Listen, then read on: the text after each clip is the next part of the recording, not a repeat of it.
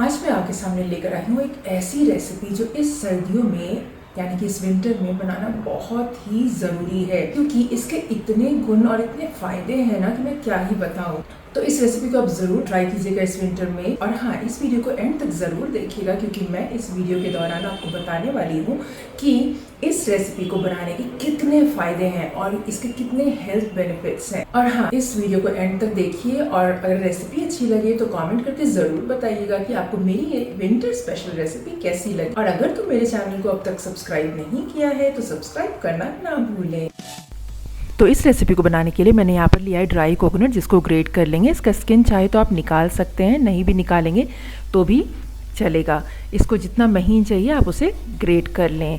तो इस तरीके से हमें कोकोनट ग्रेट करके साइड रख लेंगे। और उसके बाद हमें क्या करना है ना कि हम ढेले वाला गुड़ लेंगे जो इस लड्डू के अंदर जाएगा। तो ढेला वाला गुड़ को आपको या तो तोड़ लेना है या फिर चाकू की सहायता से जो है उसको कतर के रख सकते हैं। तो इन दोनों चीज़ों को आप साइड रख दें। और उसके बाद हमें तीसरी प्रिपरेशन क्या करनी है ना कि तीसी को ड्राई रोस्ट करना है। तो तीसी को मैंने यहाँ पर थोड़ा सा चाल लिया है और चालने के बाद इसे हमें ड्राई रोस्ट करना है।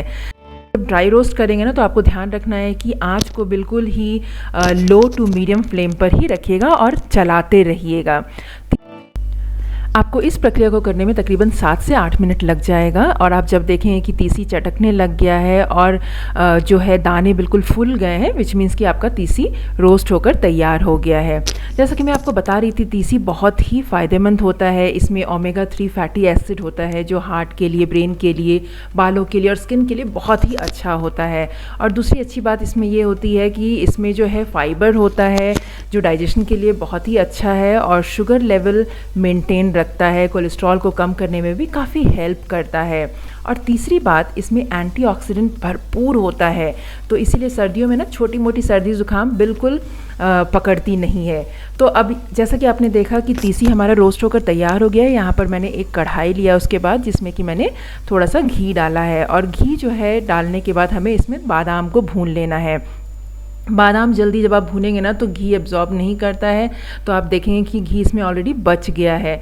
तो इस तरीके से बादाम को हम निकाल लेंगे प्लेट में। और उसके बाद हमें उसी सेम घी में कैश्यू को भी थोड़ा सा रोस्ट कर लेना है।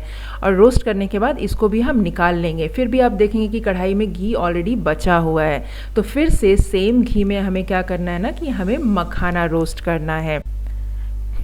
तो मैंने यहाँ पर 1 कप के करीब मखाना इसमें डाला है, जिसको हमें चलाते चलाते इसको रोस्ट कर लेना है। आप देखेंगे कि जो है इसमें क्रंच आ जाएगा। मखाना जनरली आप जब भी रोस्ट करेंगे ना, एक तो मेरा मखाना 1-2 बाहर जाता ही है कढ़ाई के। ये देखिए क्रंच बिल्कुल आ गया है इसमें। दबाकर आप देखेंगे तो मैं आपको एक और दिखाती हूँ। ये देखिए अच्छे से दब रहा है ना, विच मीन्स कि मखाना हमारा रोस्ट होकर तैयार हो गया है। अब हमें इसे एक प्लेट में निकाल लेना है।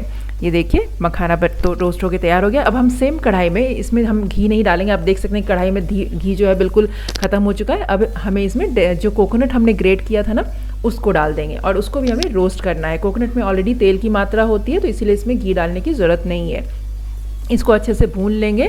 आप देख सकते हैं इसका मॉइस्चर बिल्कुल ख़त्म हो गया है, विच मीन्स कि कोकोनट रोस्ट हो चुका है। जब आप रोस्ट करेंगे तो इसको भी इस समय पे भी आपको आंच को जो है लो या मीडियम फ्लेम पर ही रखना है। बट आपको ध्यान रखना है कि इसको चलाते रहना है, नहीं तो कोकोनट जो है बिल्कुल जल जाएगा। इतना ही बस ये रोस्ट होना चाहिए। ये देखिए आप देख सकते हैं बिल्कुल ड्राई हो चुका है ये। तो अब हम क्या करेंगे ना कि अब हम मिक्सर ग्राइंडर में, हमारा तीसी जो है वो ठंडा हो चुका है, तो मिक्सर ग्राइंडर में इसको आप एक बार में या फिर 2 बार में आधा पोर्शन को चाहिए तो ग्राइंड कर लीजिए, ताकि अच्छे से पाउडर बन के तैयार हो जाए। बीच में आप एक बार साइड स्क्रैप कर लें ताकि अच्छे से पाउडर बन जाए। अब हमें इसे एक बड़े से बर्तन में निकाल लेना है इस तीसी को। तीसी का पाउडर जब हम रोस्ट करके ग्राइंड कर लेंगे ना, तो अब हमें क्या करना है, इसी सेम ग्राइंडर जार में हमें जो हमारे बादाम, मखाना और काजू को जो रोस्ट किया था ना, वो सारी चीज़ें डालकर इसको भी हमें कोर्सली ग्राइंड कर लेना है। यहाँ पर आपको कोकोनट नहीं डालना है। कोकोनट हम ऐसे ही बस लड्डू के अंदर डालेंगे, उसे ग्राइंड करने की ज़रूरत नहीं है, तभी उसका टेक्सचर बहुत ही अच्छा लगता है। तो इस तरीके से मैंने ड्राई फ्रूट जो है, जो मैंने अभी ग्राइंड किया, वो भी इसके अंदर डाल दिया। ये देखिए, और कोकोनट जैसा कि मैंने कहा जो रोस्ट किया था वो एज इट इज़ डाल दीजिए। अब उसे साइड रख दीजिए। अब हम एक कढ़ाई में घी डालेंगे और उसके अंदर जो है यहाँ पर हम गुड़ डालेंगे जो हमने तोड़ के रखा था। और गुड़ को हमें अब यहाँ पर मेल्ट करना है।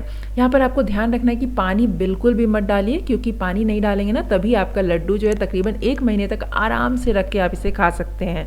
तो इसको चलाते हुए इसको मेल्ट करना है। इसको इसमें जो ढेला है ना उसको आप दबा सकते हैं, इस तरीके से दबाने से अच्छे से मेल्ट हो जाएगा और जल्दी मेल्ट हो जाएगा। अगर आप स्क्रैप करके डालते हैं तो आपका गुड़ और भी जल्दी से मेल्ट हो जाएगा।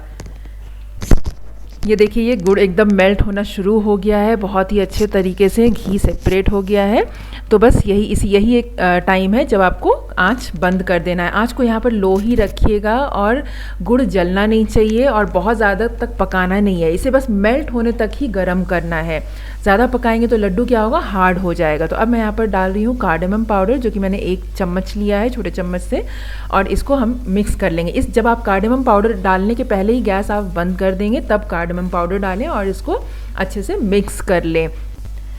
उसके बाद क्या करना है, इसमें हम डालेंगे थोड़े से किशमिश, और किशमिश को भी हम इसमें जो है मिक्स कर लेंगे। हमारा गुड़ जो है ऑलरेडी गर्म है, तो किशमिश में जो भी बची खुची मॉइस्चर है ना वो जो है वो भी चली जाएगी। तो पानी की मात्रा बिल्कुल भी नहीं है, इसीलिए ये बहुत ज़्यादा दिन तक आप इसे बाहर ही रखकर 1 महीने तक खा सकते हैं।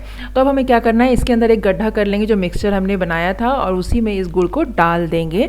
और उसके बाद क्या करना है, इसको मिक्स करना है। ध्यान रखिएगा कि हाथ से मिक्स मत कीजिएगा, गुड़ बहुत गर्म होता है और आपका हाथ जल सकता है। जैसा कि आपने देखा कि ये कितना आसान है बनाना, क्योंकि इसमें कोई चाशनी तैयार नहीं करनी है, कोई तार वगैरह 1 तार 2 तार का झंझट नहीं है। तो ये बनाना बहुत ही आसान है, कोई भी बिगनर्स भी इस रेसिपी को बड़े ही आराम से बना सकता है। और सबसे बड़ी बात, ये इतनी हेल्दी और इतनी स्वादिष्ट होती है कि मैं क्या ही बताऊँ, आपको ज़रूर ट्राई करना चाहिए इस रेसिपी को। तो ये देखिए मिक्सचर हमारा ऑलमोस्ट ठंडा हो चुका है, हल्का सा वार्म है। अब हम इसका लड्डू तैयार कर लेते हैं। तो इस तरीके से आप लड्डू बांध लें और उसके बाद थोड़ा सा इसको ऐसे हाथों से हिलाएंगे ना, तो उससे क्या है, इसमें एक शाइनिंग सा लुक आ जाएगा, चिकना हो जाएगा लड्डू।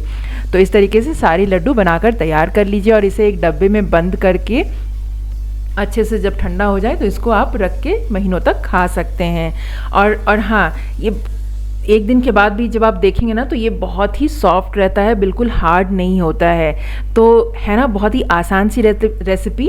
तो आप भी इस रेसिपी को ज़रूर ट्राई कीजिए, और रेसिपी अच्छी लगे तो हमें ज़रूर बताइएगा कि आप इस विंटर में इस रेसिपी को कब बना रहे हैं।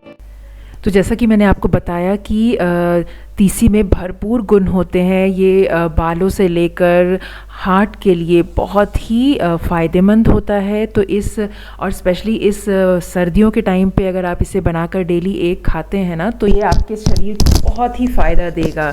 तो रेसिपी ज़रूर ट्राई कीजिए। तो चलिए अब एक खाकर देखते हैं।